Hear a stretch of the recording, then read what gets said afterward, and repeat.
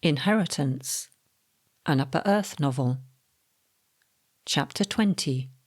Bad News. The bedroom where Paul had spent the night was sparsely furnished. Perhaps Marsilius likes his students to live frugally, he thought. Paul eyed his reflection in the small mirror, the only exception to bare walls. This is going too far. His hair had always been unruly, but now he looked like a porcupine. Whatever tactic he used, his hair refused to do anything else but stand vertically on his head. I knew the hornet business was a bad idea. Still, he enjoyed a flush of pride when he thought about the amphitheatre.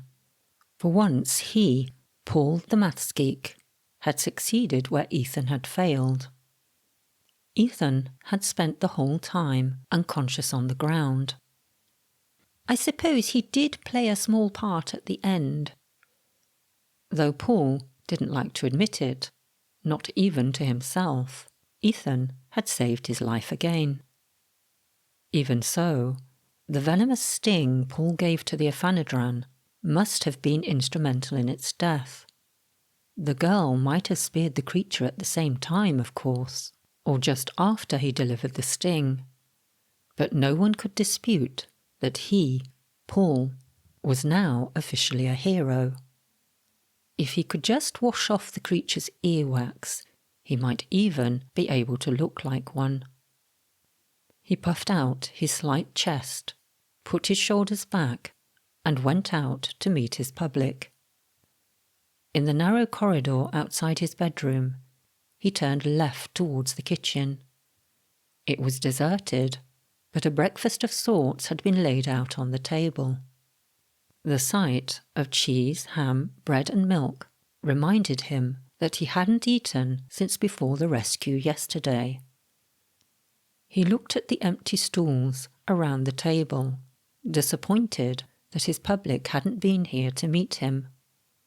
Where were the pats on the back and the words of praise? He had the oddest feeling, though, that he wasn't entirely alone. He had even sensed movement at one point. Yet when he tried to find the source, he saw no one. But someone or something was there. Strange noises came from somewhere low down. Paul bent down to peer under the table. The quokka was sprawled out on the floor, its sides heaving as if in pain, with its eyes screwed tightly shut. Augustus? Before Paul could finish his phrase, Augustus guffawed. He opened his eyes, just long enough for Paul to see he was crying with laughter. His small grey body heaved with the effort, his paws holding onto his sides. Paul didn't even have to ask what he was laughing at. He just knew it was his hair. He waited for the laughter to subside, drumming his fingers on the table. Each time Augustus tried to come out from his hiding place, the sight of Paul sent him into another fit of giggles. In the end, Paul heaved a sigh, deciding to ignore him, and set about serving himself some breakfast. Then Ethan walked into the room and eyed the writhing quokka with one eyebrow raised. "Get it over with," Paul said. "What?" Ethan gave him a clueless look. "The joke's about my hair. I know you must have some." Ethan raised his eyes to Paul's porcupine hair. "Looks pretty cool. You almost look trendy." He shrugged, picked up a plate, and wandered over to the table. For the first time ever, Paul actually felt himself warming to Ethan. Trendy. I wonder if the hairstyle will last. Paul sat opposite Augustus over breakfast, who helped himself to a generous portion of everything before settling down to eat. Paul didn't realise he'd been staring until the quokka gave him a puzzled look. "What is it?" Augustus asked. "Has my fur turned spiky overnight?" "Oh no, that was you, far as I remember." "I was just wondering how you ended up here," Paul said. "A long story," Augustus said, piling more cheese onto his plate. "I grew up on a small island off the west coast of Australia, Rottnest Island. Not much on it, except quokkas, but it was home." He nibbled at the cheese, then burped. "Sorry, I like a bit of cheese, but it plays havoc with my digestion. Quokkas mainly eat leaves and berries, but life wouldn't be worth living if I had to eat like that." "So why did you leave?" Paul asked. Augustus cast a glance at Ethan, who at that moment was heading out of the kitchen door. "Let's just say I got into a bit of bother with some hooligans of the human variety." He paused to take a large gulp of milk before continuing. "That was when I finally understood how cruel you humans can be. They hurt you." Even as he said it, Paul couldn't quite believe that people could stoop so low. Augustus gave a slight nod of the head. "I was in a bad way. Thought I was a goner for sure. Then Marsilius happened upon them." Augustus smiled. "I won't say what he did to the brutes, but that day I realised it wouldn't be half bad having a friend like Marsilius. He patched me up, and we've been together ever since." "But before you met Marsilius, you couldn't speak?" Augustus signalled no with a shake of his head. "But you can hardly spend 10 years with a sorcerer and not speak. It helps us understand each other better, is all." Ethan re-entered the room carrying a heavy tome. Dropping down onto a chair, he positioned the book next to his plate, so that he could eat and read at the same time. "I didn't know you were such a book lover," Paul remarked.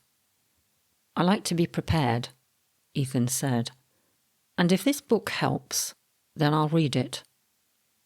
The door swung open again, and this time Tom entered with Kath. Ethan didn't even lift his eyes from his book, so Paul stood up and introduced himself. He felt he should say something about the man who died saving her. "I'm sorry about your friend," he started to say. But Kath cut him off. "Don't worry about it. More snillest." Paul couldn't hide his surprise. "Death is nothing. You know Latin?" Even the boys who learned Latin at his school would never use a phrase like that, especially one so philosophical. "No, I just know that." She took a plate and helped herself to some bread and cheese. Before Paul could ask any more, Augustus spoke up. "I wanted to thank you. I didn't have time before, but back there, in the tunnel, you helped me out. I won't forget it." Kath looked down at her plate. When she spoke, her voice was thick with emotion. "Screed didn't mean anything by it. He was just hungry. At first I thought he was monstrous, the things he ate, the way he acted. But in the end, he came through." Her voice broke, and it was clear from her face she was struggling to hold back her emotions. Before anyone could say anything, she bolted for the door. "Shouldn't someone go after her?" Paul suggested, looking at Tom. "I think she probably wants to be alone for a while," Tom said. Everyone looked up as the kitchen door was flung wide, and Marsilius appeared with a grim expression on his normally jovial face. "Cacophrastus has departed." Paul could tell from his expression that this was bad news, but the name meant very little to him. Cacophrastus, Ethan echoed. Isn't he one of the League of 10? I think he's mentioned in this book. Remember his name, Marsilius said, for he is the one you are hunting. To many he is just a man, but his heart is blackened by evil. As one of the League of 10, it is his duty to wreak havoc upon earth. Paul was confused. Tom, too, by the look on his face. But I thought we were hunting a dragon, Tom said. And so you are. When the dragon awakes, it is in Cacophrastus that it will take form. A man by day, a dragon by night. Tom, you and he are bound together, like your ancestors before you. A man lives but one life, but this dragon has lived through many men's lives. Marsilius leaned on the table and lowered his head. When he raised it, his face suddenly seemed much older.